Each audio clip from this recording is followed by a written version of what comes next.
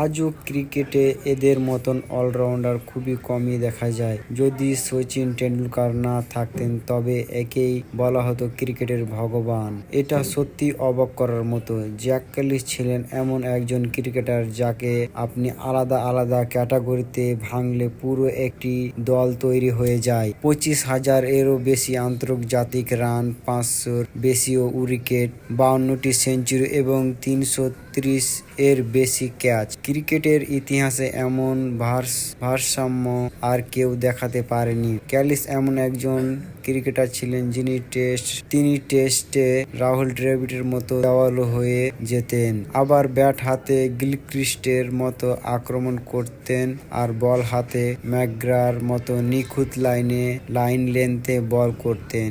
যে কোনো পিচে, যে কোনো পরিস্থিতিতে, সব জায়গাতেই তিনি ছিলেন একদম স্থির আর ধারাবাহিক। সবচেয়ে বড় বিষয় হলো এত প্রতিভার পরেও তিনি কখনোই অহংকারে ভেসে যাননি। পারফরম্যান্স ছিলই তার পরিচয়।